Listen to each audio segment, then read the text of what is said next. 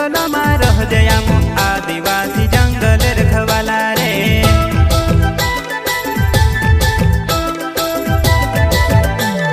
चल जंगल जमीन काजे पूजे रे आदिवासी दुनिया ने रखवाला रे।